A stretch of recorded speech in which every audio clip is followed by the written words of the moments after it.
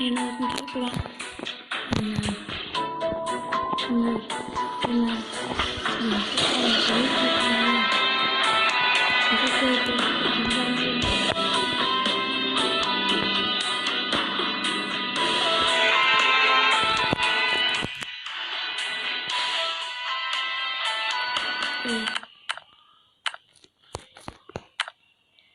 Giờ mình sẽ thay đổi nhân vật. Giờ thấy Kenny nha. Mình sẽ đổi người cả.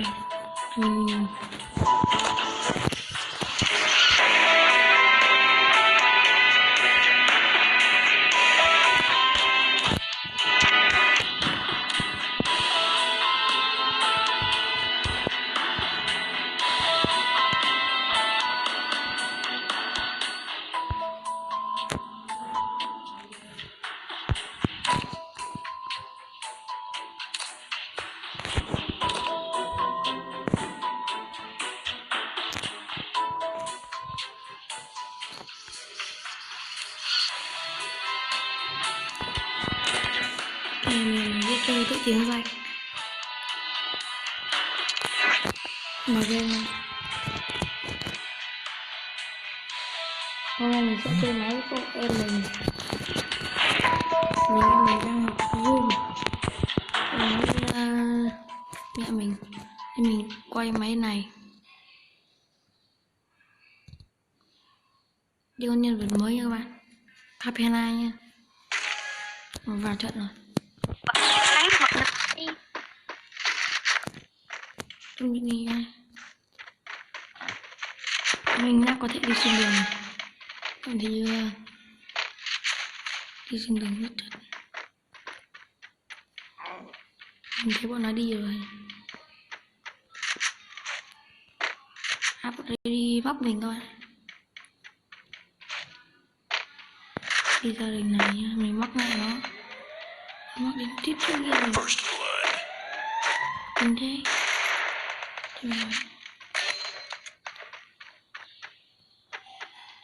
Chết mẹ, sai cái gì? Nát quá rồi. 9 cộng rồi các bạn ơi.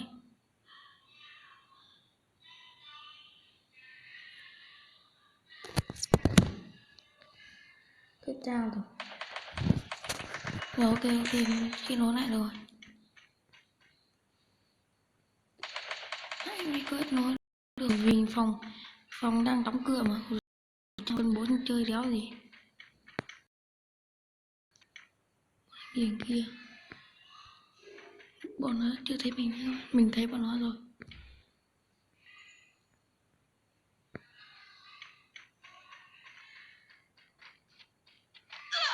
Nó đã thấy cậu. Chết chắc rồi. Hai đứa nó bắn mình. Chơi đây, chơi gì? Ui, ít tiền vãi. Đây gỗ này bắn rồi.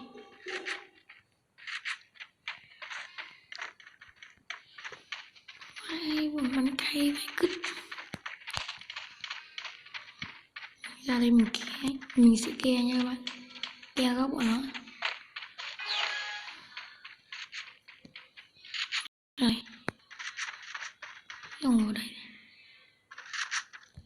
Mình ke nó. Mình thấy có thằng nhau mình có không phải. Cho bọn nó sẽ công thẳng đường này này. Bọn nó công đường kia. Nhanh.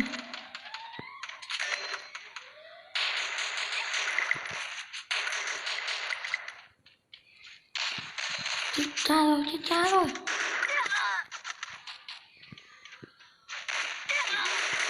Rồi vô rồi.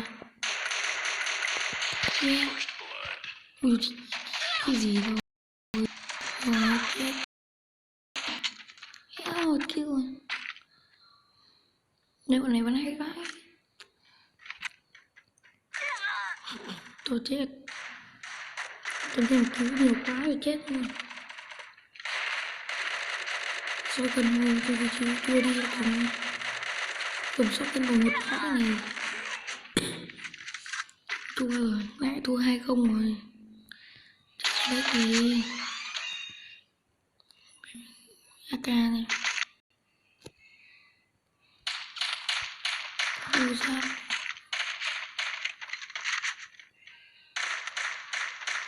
chết, chỉ bật skin luôn, nó tắt hết skin rồi, quên chưa bật. Nhé có cây AK ống nước cậu này 99 cộng như này, chơi cái gì thì ra mình mộng tự ra.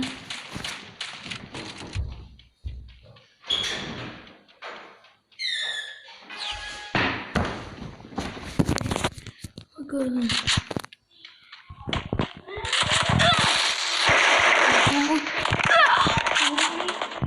Không có gì đâu. Ôi tôi chết rồi.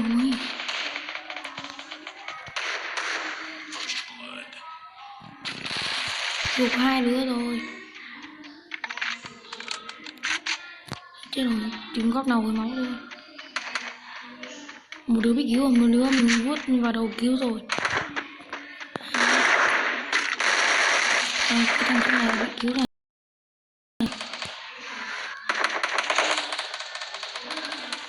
Hồi mà cố nói hết này. Mình xe ra mình bắn nó.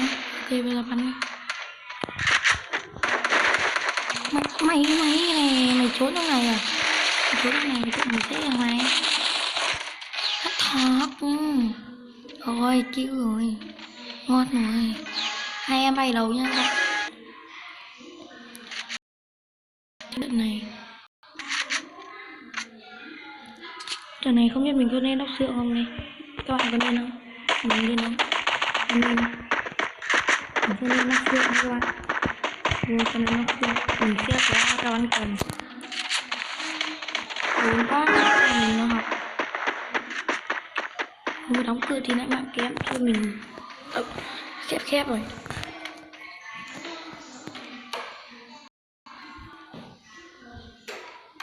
Okay. Không biết có đứa nào không? Những người mình sợ lắm. Ui, làm gì đấy? Làm gì anh? Rồi, cái con đó.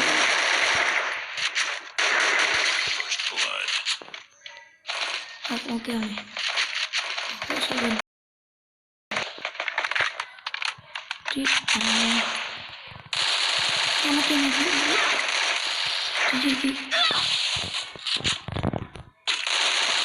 Gì? Có hai đứa trên đấy rồi. Để dễ cho mình rồi. Bây giờ đây rồi. Tách vào bắn của mình. Mình ra đây. Mình kia. Mình bắn đường nào. Đồng binh nữa. Không chồng.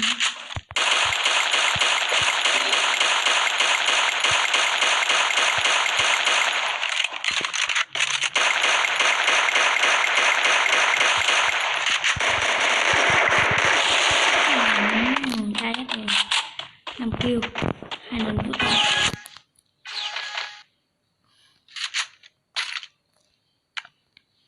Mua giáp A lựu đạn.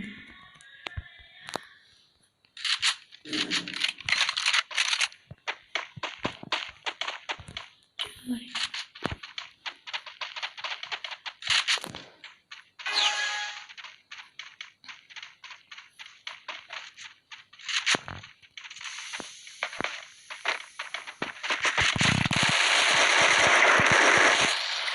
Nhiều lắm không? Mình sẽ ở đây. Nó sẽ ở đây. Nó sẽ trong này.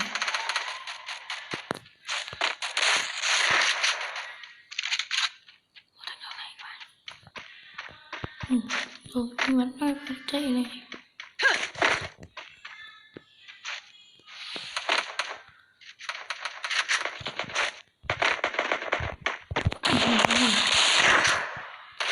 Mình chỉ á. Đúng rồi. Ra ngoài áp cả. Đấy, một phe. Phát sau gần được vào đầu mình.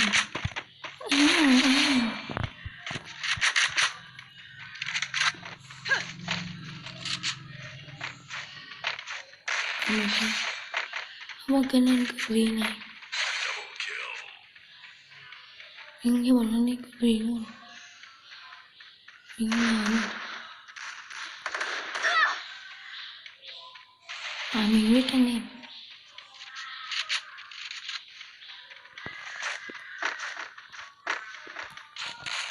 Còn ăn đi.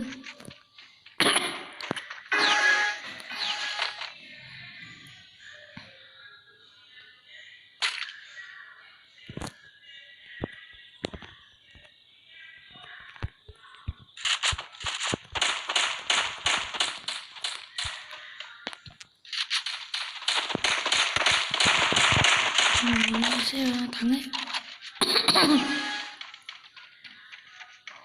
Mình sẽ đi thắng.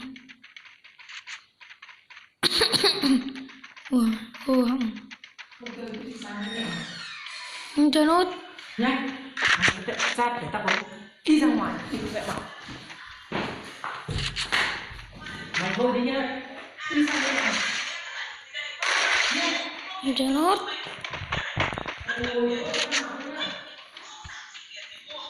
Nốt thôi.